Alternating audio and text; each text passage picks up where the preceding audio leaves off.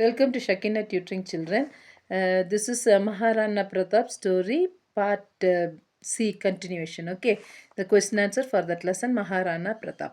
ராணா பிரதாப் அக்பருக்கு கடிதம் எழுத காரணமாக இருந்த நிகழ்ச்சியை சுருக்கி எழுதுக. அல்லது ராணா பிரதாப்பின் மகள் ராணாவிடம் வந்து கூறியதையும் ராணா பிரதாப் எடுத்த முடிவையும் விவரி. ஒரு நாள் ராணா கையையை தலையணையாக வைத்துக்கொண்டு மரத்தடியில் மல்லாந்து படுத்து யோசனையில் ஆழ்ந்தார். அப்பொழுது ராணாவின் 3 வயது பெண் குழந்தை விசும்பிக் கொண்டே ஓடி வந்தது. அள்ளி அணைத்து கொண்டு அழுகையின் காரணம் கேட்டார் மன்னர். அப்பா, ஒரு பாதி அடையை மாலை போதுக்காக மறைத்து வைத்திருந்தேன். அதை காட்டு பூனை ஒன்று கவ்வி கொண்டு போய்விட்டதே. என் பசிக்கு இனி நான் என்ன செய்வேன் என்று விம்மலிடையே சொன்னது குழந்தை.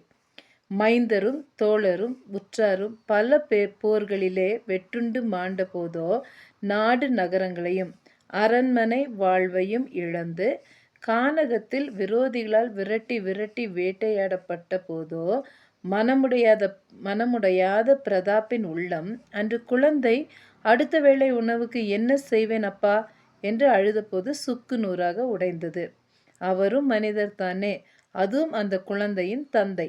அந்த மாவீரனுடைய மார்பினுள்ளேயும் இருதயம் இருந்தது, அதிலே அன்பும் இருந்தது. தம் மகளின் கண்ணீரினால் மட்டும் மகாராணாவின் இருதயம் இப்படி கரைந்து விடவில்லை.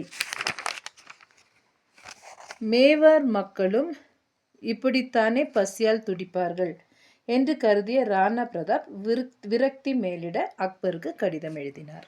ராணா பிரதாப் அக்பருக்கு எழுதிய கடிதத்தில் குறிப்பிட்டிருந்த செய்திகள் யாவை? அடுத்த கேள்வி, ராணா பிரதாப் அக்பருக்கு எழுதிய கடிதத்தில் குறிப்பிட்டிருந்த செய்தி யாவை?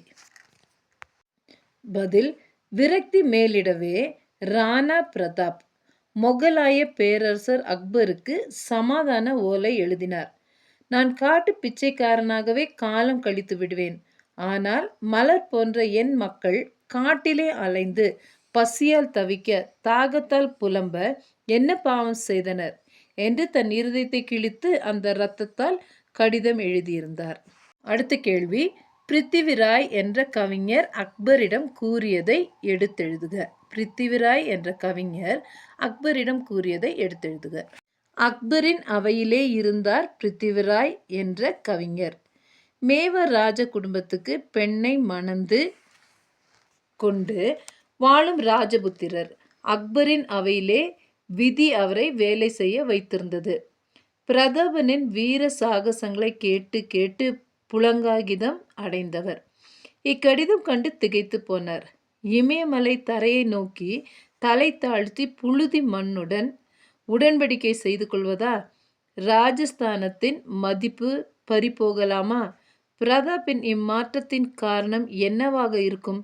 எதுவானாலும் இந்நிலைக்கு ராணாவை இறங்க விடக்கூடாது என்று ஒரு உபாயத்தை கையாண்டார் பிருத்திவிராய். ஷாஹன்ஷா, இந்த கடிதம் ராணா பிரதாப் எழுதியிருப்பார் என்று நான் நம்பவில்லை. 30 ஆண்டுகளாக போரிட்டு வரும் ஒருவர் இப்படி திடீரென்று ஒரு நாள் சரணடைவாரா? இது யாரோ பகைவரது சூழ்ச்சி. ராணாவின் கையெழுத்தை நான் அறிவேன். இது பிரதாபருடைய கையெழுத்தல்ல என்று அக்பரிடம் கூறினார். அக்பரின் மகிழ்ச்சி வறண்டுவிட்டது. அடுத்த கேள்வி, பிருத்திவிராய் ராணா பிரதாப்பிற்கு ரகசியமாய் எழுதிய கடிதத்தை எழுதுக. பிருத்திவிராய் ராணா பிரதாப்பிற்கு ரகசியமாய் எழுதிய கடிதத்தை எழுதுக. பிருத்திவிராய் ரகசியமாக ராணா பிரதாப்புக்கு ஒரு கடிதம் எழுதி அனுப்பினார். இந்திய தாய்க்கு இனிமேல் யார் கதி? உன் ஒருவனால் அல்லவா அக்பர் இன்று அலமந்து நிற்கிறான். சந்தையில் சரக்கு வாங்குவது போல் பணமும் பதவியும் கொடுத்து பாரத வீரரையெல்லாம் தம் வசப்படுத்தி கொண்டு வருகிறான். பாபரின் பேரன் சங்காராமின் பேரனான வெற்றி பிரதாபன் மட்டும் விலை கொள்ளப்படவில்லை என்று இருமாந்திருந்தோமே. சகலத்தையும் இழந்தும் குலதர்மத்தை காக்க பிரதாபன் இருக்கிறான் என்று பூரித்து கிடந்தோமே. ராஜபுத்திரர் பலரும் கோடரி காம்புகளினாலும் குலவிளக்கான பிரதாபன் குவலயம் மெச்ச அந்நியனை எதிர்த்து அடங்காது நிற்கிறான் என்று மகிழ்ந்து போயிருக்கும் எங்களை தலை குனிய வைக்கும்படியாக உமது மனவலி குன்றியது என்ன? அக்பருக்கு நீர் அனுப்பிய கடிதம் கெட்ட கனவாக இருக்க வேண்டும். எங்கள் பிரதாபன் என்றும் தலை வணங்கான் என்ற நம்பிக்கையை பாழாக்கிவிட வேண்டாம் என்று தம் கடிதத்தில் ராய் பல பல எழுதியிருந்தார். பிருத்திவியின் கடிதம் கண்ட ராணா பிரதாப்பின் உள்ளம் சிலிர்த்து கொண்டது.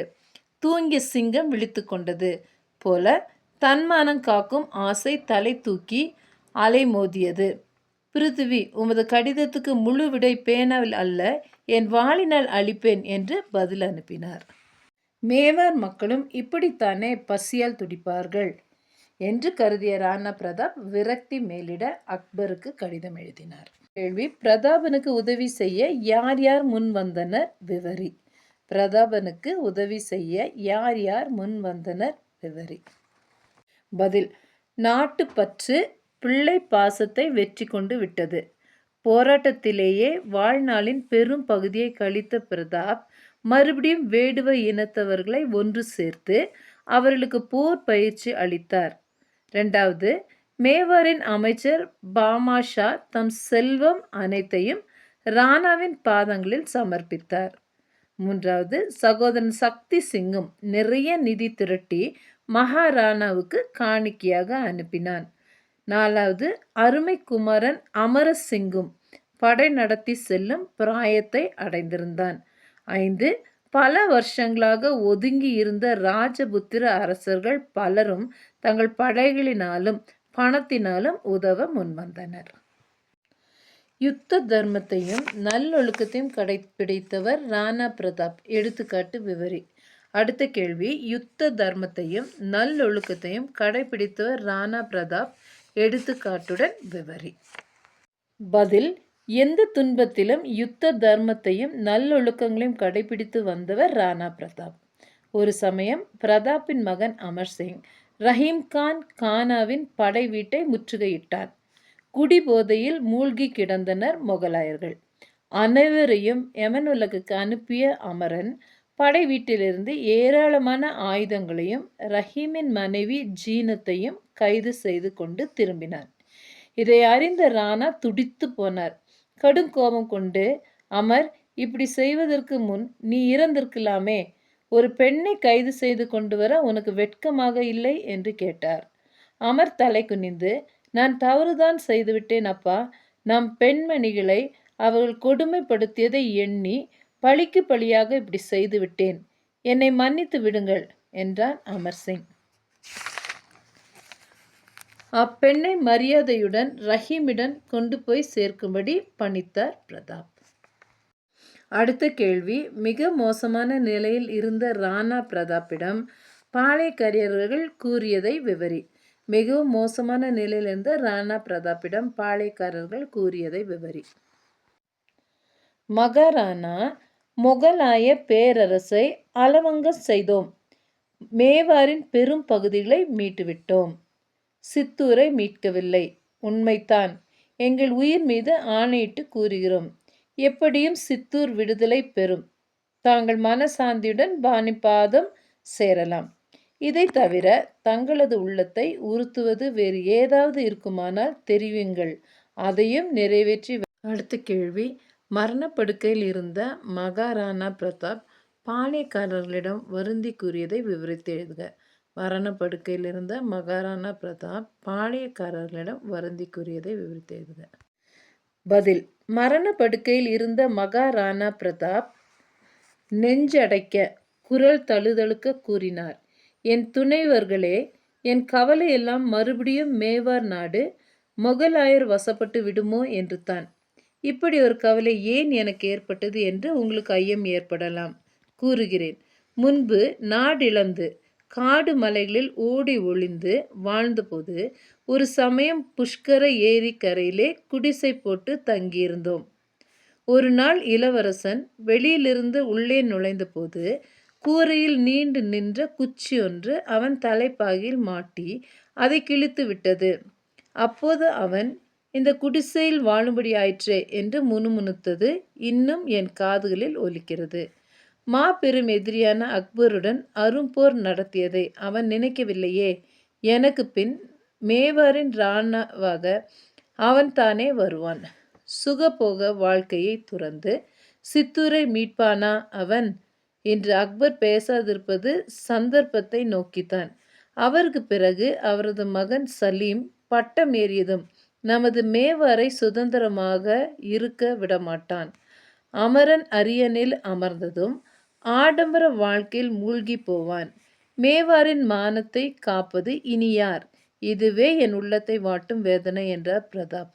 அரசே, நாங்கள் இருக்கும் வரை மேவாரின் சுதந்திரத்தை பறிகொடுக்க விடமாட்டோம். தாங்கள் நிம்மதியாக உயிர் துறக்கலாம் என்று வாக்களித்தனர் பாளையக்காரர்கள். உயிர் பிரியும் வேளையிலும் தாய் நாட்டின் மானத்தை காப்பதில் கருத்தும் கவலையுமாக இருந்த மகாராணா பிரதாப் சிங் பாரதத்தின் ஒப்பற்ற வீரர்களில் ஒருவராவார்.